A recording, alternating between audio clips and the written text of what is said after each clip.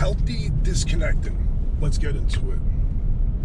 Healthy disconnection involves stepping away from the constant stimulation of daily life, work, social media, family, kids, right? Just taking a little breather from that to just get refocused, okay? I'm gonna go over a couple of steps that can help you, healthy steps, because there's certainly a way to disconnect that is not healthy, right? And we push people away in that area, but this is gonna focus on healthy disconnecting, okay? So with that said, physically disconnecting is gonna be where you wanna head towards, okay? This is gonna be your best disconnection, and that's gonna involve just going for like a walk, wherever it is, with your dog, no phone, by yourself.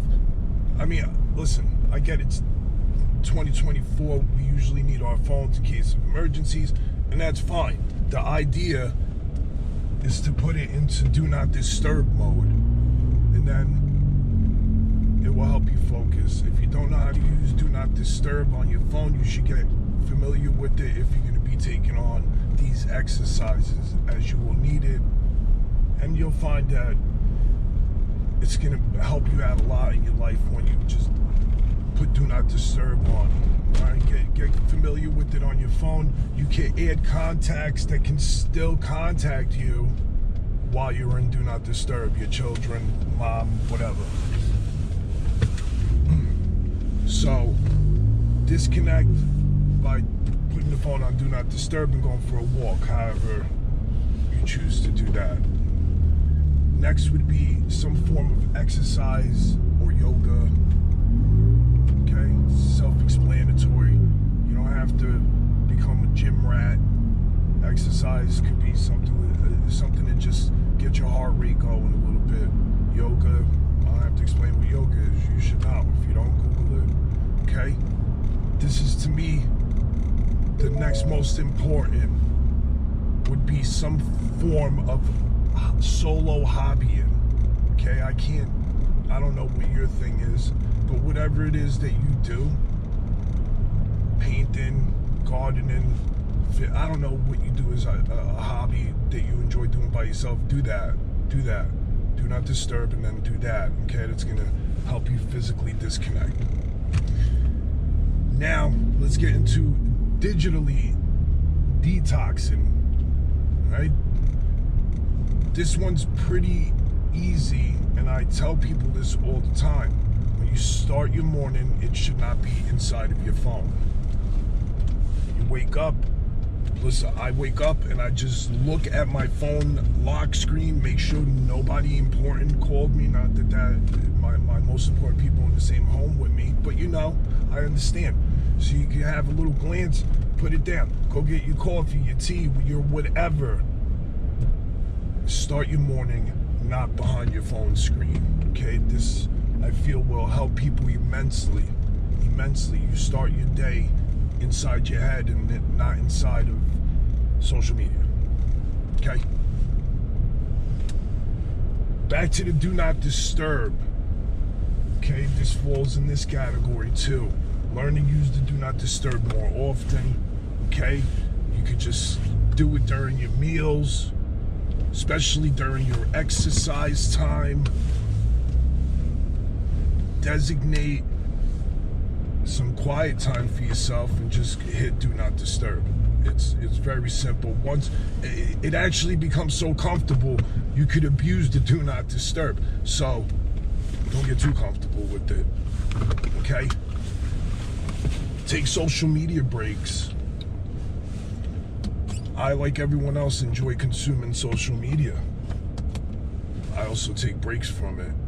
I take hard breaks. You should learn how to disconnect in that department. Okay, you can go and look into your phone and see how much time you've been on one application.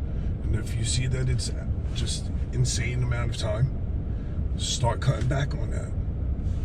It's okay, you'll be all right. Refocus, okay? This is the idea of these exercises. So right now where I am in the world, it's winter time. A lot of people that are on my channel, it's also winter for you. And during the winter, seasonal depressions kick in, and this is a tough period for everybody. So this next set of steps is just to help you keep focused during this, the winter season, depression season. Okay, mindful meditations. I don't know how you meditate, whether it's praying, sitting there just without movement. I don't know. I do mindful meditations right before sleep. I use mindful meditation speeches. I use words of affirmation, stuff like that. That helps me every single night. It helps me refocus. And when I wake up in the morning, everything that I meditated on is usually in my mind. So it helps me go through the day, you know?